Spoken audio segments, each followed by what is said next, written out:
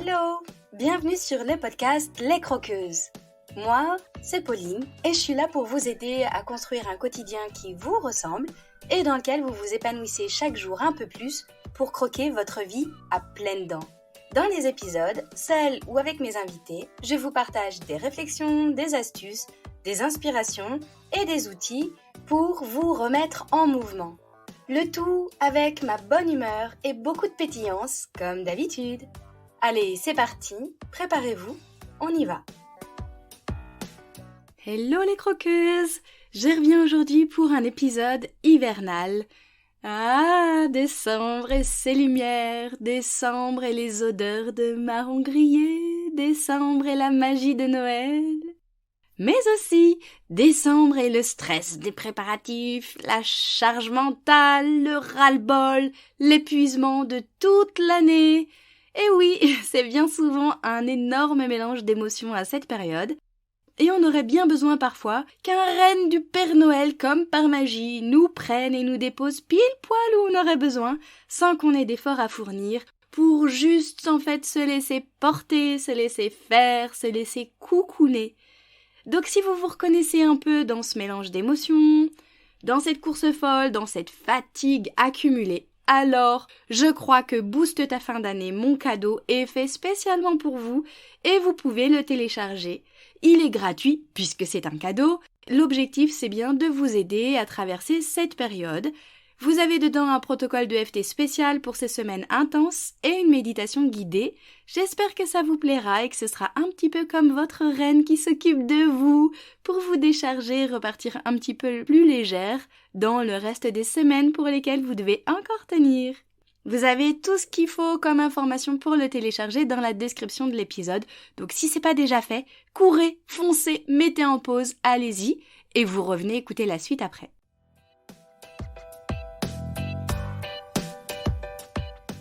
Allez, place à l'épisode du jour. Aujourd'hui, on va creuser ensemble un sujet qui me paraît hyper important, même crucial, c'est comment transformer tes jugements envers toi-même. Et pourquoi j'ai envie de le creuser, c'est parce que je pense que nous sommes énormément à avoir cette tendance à nous juger et à nous parler de façon extrêmement sévère, bien plus dure pour soi qu'on ne le ferait pour nos amis, pour nos proches.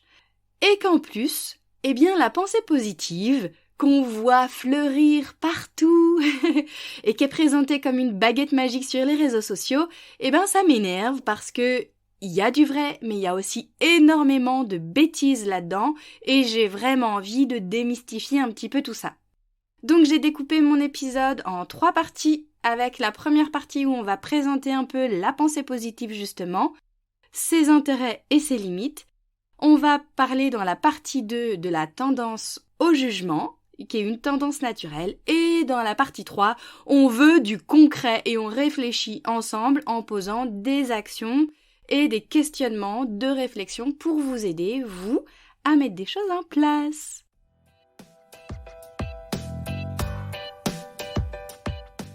Donc, dans la partie 1, on aborde un petit peu les intérêts, les bénéfices et les limites de la pensée positive.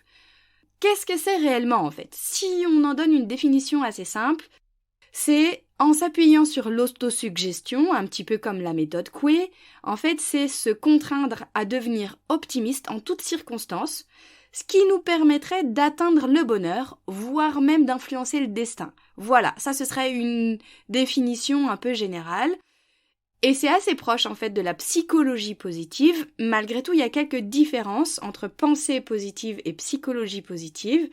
Il y a un peu plus d'études scientifiques qui sont faites sur la psychologie, même si les scientifiques purs et durs viennent systématiquement contrer tous les arguments disant que c'est une pseudo-science. Malgré tout, il y a un peu plus d'études qui ont été faites pour en montrer les bénéfices sur la psychologie positive. Dans la pensée positive, c'est l'idée d'être positif partout et tout le temps et que se forcer à penser positif, même si c'est difficile, nous permettrait d'attirer, avec la loi d'attraction, que du positif et que du merveilleux dans notre vie. Et dans la psychologie positive, il y a un peu plus l'idée d'être en équilibre entre une pensée qui est réaliste, où on analyse aussi les dangers, où on ne nie pas le négatif, où on sait qu'il existe, et voir comment est-ce qu'on peut rebasculer davantage dans un mode un peu plus positif ou en tout cas constructif derrière. Donc toute cette approche positive, pensée ou psychologie, en quoi ça consiste en fait? C'est plutôt se dire que on lit des citations qui nous inspirent, qui nous donnent de l'élan, on se répète des phrases motivantes, on essaye de tout reformuler en positif, et puis on fait des visualisations qui peuvent être agréables, qui nous aident à nous mettre en mouvement, etc. Alors il y a évidemment plein d'intérêts à tout ça, il y a des études qui ont été prouvées, notamment du docteur Hamilton. Il y a une étude qui a évalué le niveau d'optimisme des hommes et des femmes néerlandais et qui montre que ceux qui avaient des niveaux élevés d'optimisme, en fait, avaient un risque de décès par maladie cardiaque de 77% inférieur par rapport à ceux qui avaient des niveaux élevés de pessimisme. L'optimisme aurait des répercussions sur la santé et notamment le risque de maladie cardiaque. Il y a une deuxième étude qui montre que dans une entreprise, quand il y a eu une réduction d'effectifs, donc un ensemble de licenciements, sur les 200 cadres qui ont été concernés par cette réduction, par ce licenciement, ceux qui avaient une attitude négative vis-à-vis de cette réduction, justement, il y en avait plus de 90% parmi ceux-là qui tombaient malades, alors que les autres, pas du tout. Donc ça, c'est pour l'intérêt, les bénéfices, un petit peu de cette approche positive. Et à l'inverse, évidemment, on s'est rendu compte qu'il y avait aussi des limites par rapport à ça. Et donc il y a des chercheurs américains de Waterloo, de New Brunswick et tout ça, qui ont mis en évidence que plus on se répète des déclarations positives, des phrases qu'on se martèle dans la tête, un peu comme de l'auto-persuasion en se disant « je suis une personne talentueuse, etc. » en fait, il y avait 2 répercussions principales. Donc, celles qui avaient une bonne estime d'eux-mêmes, il y avait un petit impact positif, modéré. Et par contre, les personnes qui avaient une mauvaise estime d'elles-mêmes au départ, en fait, ça renforçait leur mésestime.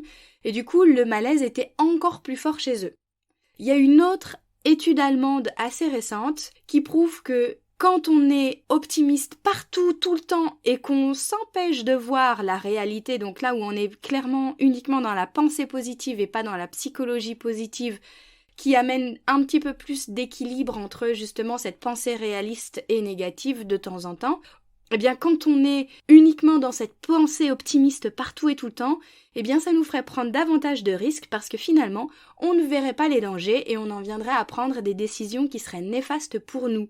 Alors que, à l'inverse, quand on aurait une pensée raisonnée, c'est-à-dire un équilibre entre la pensée positive et la pensée réaliste qui observe la situation telle qu'elle est réellement, ça nous permettrait d'évaluer un peu mieux les dangers et surtout de faire preuve de prudence.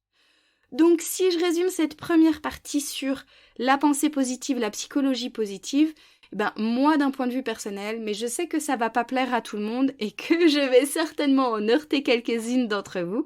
Tant pis, c'est pas grave, j'assume clairement parce que pour moi, il y a aussi des dangers à croire que il faut absolument penser positif tout le temps et que c'est la seule et unique façon, avec la loi d'attraction, d'attirer le positif à nous. Donc oui, pour s'entraîner à voir le côté optimiste et tout ça, parce que c'est évident que ça nous permet d'avoir un meilleur bien-être global, une meilleure façon de rebondir, une meilleure résilience, une meilleure santé, etc. Ça, c'est évident. Et donc, du coup, moi, je pense que c'est hyper important de rester réaliste et conscient malgré tout de ce qui nous entoure. Comme ça, on peut doser de façon plus juste entre l'optimisme et le réalisme. Et pour moi, c'est indispensable, évidemment, de se faire accompagner en plus de ça, parce que de l'auto-persuasion, comme on vient de le voir dans une des études, en fait, on se rend compte que finalement, ça a des effets encore pires. Donc, quand on se fait accompagner, on peut un petit peu contrer tous ces biais cognitifs, les éliminer, les mettre en évidence, mieux se comprendre pour pouvoir construire à partir de soi, justement.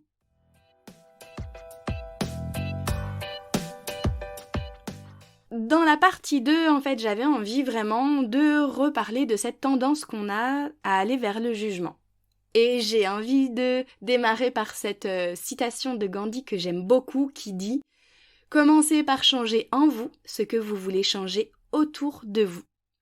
Et oui, parce que notre cerveau, en fait, il a une tendance naturelle, en fait, à retenir le négatif, et ça, c'est prouvé scientifiquement. Notre cerveau humain, en fait, il traite les informations positives et négatives dans des hémisphères qui sont différents.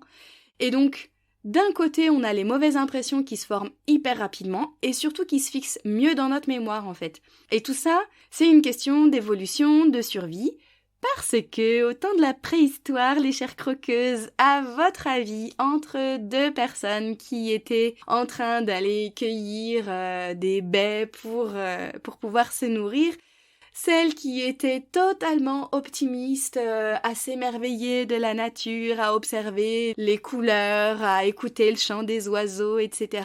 Et puis l'autre personne qui était beaucoup plus vigilante et aux aguets, peut-être même très pessimiste en essayant d'évaluer tous les dangers pour pouvoir survivre et réagir très rapidement en cas d'attaque d'animal sauvage. À votre avis, qui des deux réagissait le plus rapidement et avait le plus de chances de survie au moment de l'attaque de l'ours sauvage qui débarque comme ça? Eh bien évidemment, c'est la personne qui était la plus attentive aux détails, la plus attentive aux menaces et aux négatifs ou dangers, qui avait le plus de chances de survie par rapport à celle qui s'émerveillait de tout. Donc, oui, c'est une évolution naturelle. Nous sommes les descendants et les descendantes de tous les plus peureux, tous les plus alertes, tous les plus vigilants, qui ont réussi à sauver leur peau grâce à ces traits de caractère et à cette notion de survie. Sauf qu'aujourd'hui, on peut se raisonner parce qu'il n'y a plus besoin d'échapper à un ours sauvage qui se cache derrière le buisson. Il débarquera pas dans notre jardin, donc on n'a pas besoin d'activer ce mode survie de la même façon. Et donc on peut aussi activer une autre zone de notre cerveau qui nous aidera peut-être à nous raisonner davantage et à relativiser le danger qu'on aurait tendance à interpréter. Et donc, cette tendance à retenir le négatif qui a pour objectif de nous préserver et de nous garder en vie, en fait, eh bien on peut à un moment donné le modérer et s'entraîner plutôt à retenir aussi avec le positif et en tout cas le plus agréable. Et tout ça, c'est une question d'entraînement et ça s'apprend dès qu'on est petit. Moi, clairement, je suis une maman, je vois que mes 3 enfants ont des tendances absolument différentes. Il y en a qui retiennent le négatif et qui sont pessimistes tout le temps et quasiment pour chaque situation, et il y en a d'autres qui sont un peu plus inconscients, un petit peu plus à s'émerveiller de tout. L'idée, c'est de trouver comment est-ce qu'on peut garder cette pensée réaliste de la situation pour pouvoir analyser les dangers et éviter de se mettre en insécurité. Et d'un autre côté, éviter de rester systématiquement dans une pensée sombre, négative, pessimiste qui fait qu'on verrait tout en noir tout le temps continuellement. Et donc s'entraîner chaque jour un petit peu à voir des choses un peu positives. Cette tendance à voir le négatif, c'est quelque chose de naturel et donc vous avez tendance à le faire pour l'environnement et beaucoup pour vous-même. Ça peut arriver que vous ayez une petite voix au moment où vous êtes en train de parler dans une situation avec des collègues, des amis ou autres, où vous avez cette petite voix comme si vous aviez un personnage à l'intérieur de votre tête qui prend du recul, qui vous observe et qui vous juge et qui vous critique en disant « Mais qu'est-ce que t'es en train de raconter ? Mais regarde la posture que t'as, mais on dirait une grosse cruche !» Et ce genre de propos qui sont absolument pas tendres et qu'on a bien souvent envers soi-même, c'est toujours cette critique, ce jugement qu'on a bien pire sur soi que sur les autres. Sauf que la bonne nouvelle, c'est que, comme on disait juste avant, tout ça c'est une question d'entraînement et on peut transformer, on peut entraîner notre cerveau à voir autre chose. Et pour ça, je vous avais promis que cet épisode serait concret. Je vous propose d'aller chercher, de mettre l'épisode en pause, d'aller chercher un cahier, un carnet, une feuille, comme vous avez envie, et de diviser votre page en 2 colonnes. Sur la colonne de gauche, vous allez réécrire tous les mots de jugement, les critiques que vous avez pu avoir sur vous aujourd'hui ou cette semaine.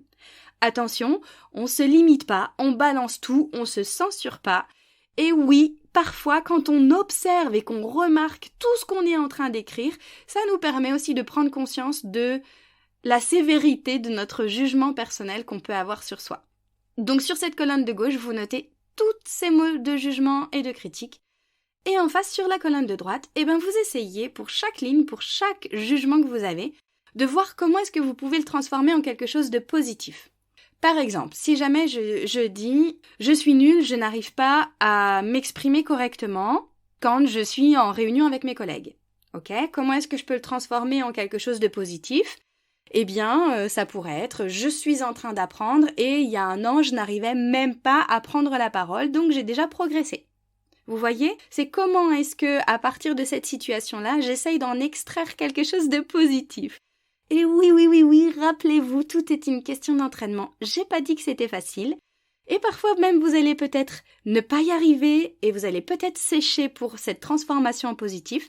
Alors vous stoppez, vous mettez de côté et vous revenez plus tard et vous continuez et vous vous entraînez parce que cette capacité de jugement que vous avez envers vous-même, elle n'est pas venue en une seule fois, elle s'est construite tout au long de votre vie. Et donc évidemment, pour transformer les jugements que vous avez pour vous, ça va prendre là aussi du temps, de l'entraînement, de la patience, de la persévérance et beaucoup de répétition.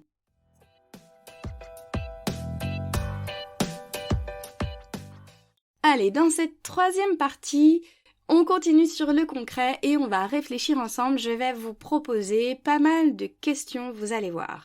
Le moment est venu de remarquer les petits détails qui se sont cachés dans toutes les expériences et tous les jugements que vous avez sur vous-même. Parce que quand on a le nez dedans, c'est bien souvent difficile de voir en quoi c'est un cadeau déguisé, en quoi est-ce qu'il y a des merveilles qui se sont glissées sur notre route. Non, on voit que le négatif.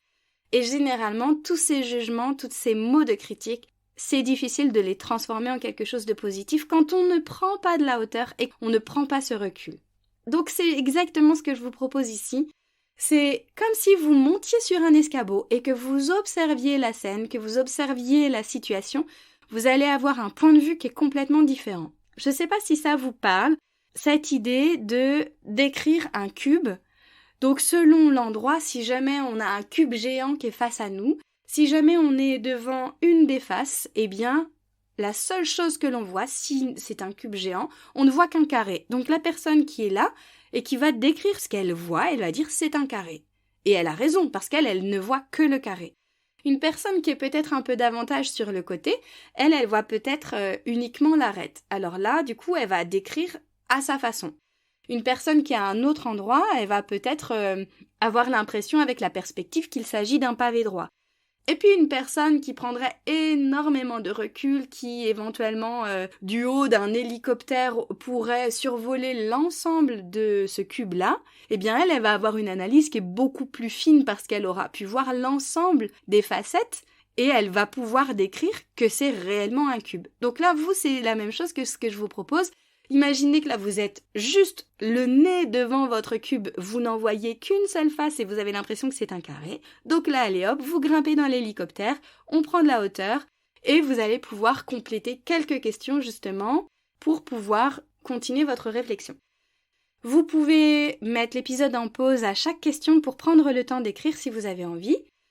Alors, première question, quels sont les jugements récurrents que je porte sur moi-même ? Prenez le temps de réfléchir, c'est quoi là tous les jugements récurrents, c'est-à-dire que vous vous répétez souvent « je suis pas assez ceci, je suis trop comme ça, je manque de ça ». C'est quoi tous ces jugements que vous avez sur vous-même et surtout qui reviennent régulièrement ? Non, moi je sais pas faire ça. De toute façon, je suis nulle. Je suis trop petite, ou je suis trop grosse, ou je parle pas assez bien, ou je rougis à chaque fois que je parle. Vous voyez tous ces jugements réguliers que vous pouvez avoir sur vous-même. Deuxième question, tous ces jugements-là, d'où ils viennent en fait ? D'où ils viennent réellement ?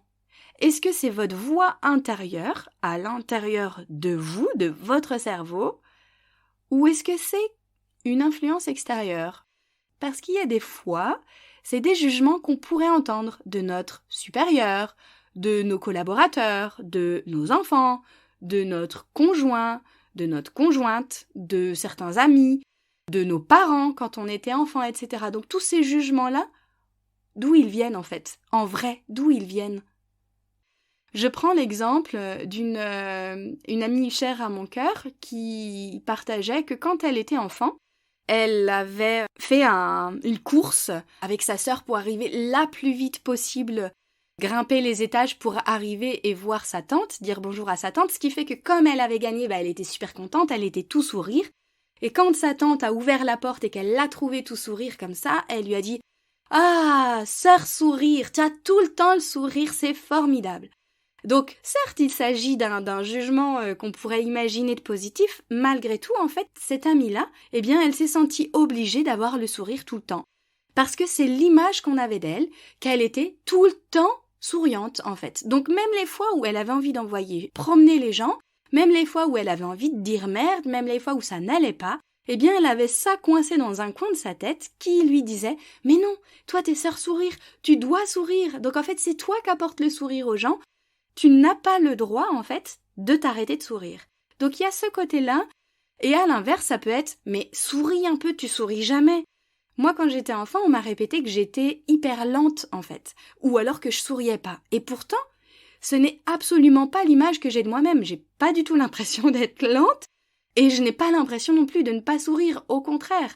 Mais en fait, c'est un jugement qui a été porté sur une période de ma vie dans lequel j'aurais pu m'enfermer et j'ai fait le choix de m'en sortir et de construire autre chose par rapport à ça. Vous, tous les jugements que vous avez, d'où est-ce qu'ils viennent? Est-ce que c'est vous? Est-ce que c'est vous parce que vous vous jugez toute seule? Est-ce que c'est vous parce que vous avez entendu ça à un moment donné dans votre vie et dans votre parcours? Troisième question. Ces jugements-là, est-ce qu'ils sont basés sur des faits concrets ou des hypothèses? Est-ce que si c'est que vous ne réussissez pas à parler en public, est-ce que c'est réel? Est-ce que c'est le jour d'une réunion où vous vous êtes mise à bafouiller, vous êtes sortie en pleurant de la salle? Parce que moi, clairement, j'ai des personnes qui viennent me voir en EFT par rapport à ça, justement, par rapport à cette prise de parole en public et à la gestion professionnelle de toutes ces situations qui sont hyper gênantes. Est-ce que c'est des faits concrets où vous avez vraiment vécu ça à un moment donné, ou est-ce que c'est des hypothèses ou des anticipations? Et quatrième question, ce serait comment ces jugements affectent vos actions et vos choix au quotidien? En quoi est-ce que ça affecte vos actions et vos choix? Par exemple, si on reprend cette idée de la difficulté de prendre la parole en réunion avec vos collègues, par exemple, est-ce que cette façon de penser, ce jugement que vous avez sur vous-même, va vous empêcher de proposer une réunion, va vous empêcher de proposer un projet, va vous empêcher de défendre vos idées, etc. En quoi est-ce que ça va affecter tout ce que vous allez décider, toutes les actions qui vont découler derrière de ce jugement-là?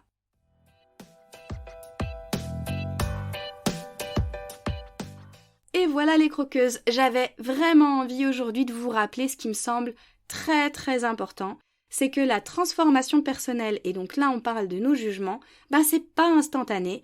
Par contre, ça commence par la prise de conscience, comme on vient de le faire là, en parlant dans l'épisode, ou peut-être que vous avez pouf des petits flashs de situations que vous avez vécues ou auxquelles vous avez pensé durant l'épisode, en vous disant « Ah mais oui, j'avais pas vu les choses de cette façon-là ». Puis derrière, il y a toute une phase d'acceptation qui prend aussi du temps et qui se fait généralement accompagner, qui nous permet d'aller beaucoup plus rapidement. Et puis de poser des actions intentionnelles derrière. Et ça, le fait de poser des actions, c'est clairement tout ce qu'on fait dans les coachings. Donc quand vous vous posez ces questions et que vous réfléchissez sur vos propres jugements, vous êtes déjà sur le chemin de la création d'une relation plus positive avec vous-même et on n'est pas là en train de se dire qu'on doit penser positif matin, midi et soir et à chaque minute de la journée parce que techniquement c'est pas possible et même c'est contre-productif si jamais vous avez déjà une mauvaise estime de vous-même. On est dans une pensée réaliste mais on essaye quand même de voir comment est-ce qu'on peut entraîner notre cerveau à avoir des choses un peu plus positives sur soi et apprendre à se reparler un petit peu plus gentiment. Alors oui, cet exercice, il est pas simple du tout. Avec toutes ces questions, peut-être que ça vous prend la tête. En tout cas, cet exercice, l'objectif, c'est d'aider à changer de point de vue, à prendre de la hauteur, comme on disait. Et ça, c'est quelque chose qu'on fait pas si souvent que ça. Le regard que vous posez sur vous-même, sur une situation, en fait, il est tellement déterminant sur votre façon de la vivre que c'est indispensable de prendre conscience de toutes ces choses-là. Et plus vous allez vous entraîner à switcher ces jugements et ces critiques, mieux vous vivrez les choses et plus vous pourrez aussi faire preuve de résilience. Attention, je répète, je ne dis pas qu'il faut être positif tout le temps, pour moi ce serait contre nature, mais c'est bien l'idée de trouver un juste équilibre. Et ça, c'est tout ce qu'on fait dans le module 2 de Libère et Rayonne. C'est mon programme de libération sur 3 mois pour les femmes qui veulent redevenir créatrices de leur vie. Et pendant cette période des 3 mois, en fait, vous êtes totalement guidé et encouragé pour vous épanouir dans votre vie et surtout créer un quotidien qui vous ressemble à vous et qui n'est pas calqué sur ce que la société a décidé pour vous. Et ça change tout. Je vous mets le lien dans la description de l'épisode et restez dans les parages parce qu'il serait bien possible que 2024 commence avec un petit coup de pouce pour rentrer dans le programme plus facilement et démarrer l'année avec des nouveaux objectifs. Sur ce, je vous souhaite une belle journée, une bonne soirée, une bonne nuit, selon l'heure à laquelle vous écouterez l'épisode.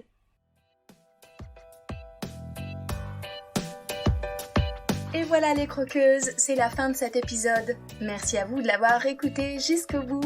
Et si cet épisode vous a plu, qu'il vous a apporté un peu d'énergie, d'élan et de la valeur, si vous vous dites que ce serait bien que d'autres femmes puissent l'écouter, n'hésitez pas à le partager et à le noter sur votre plateforme d'écoute favorite.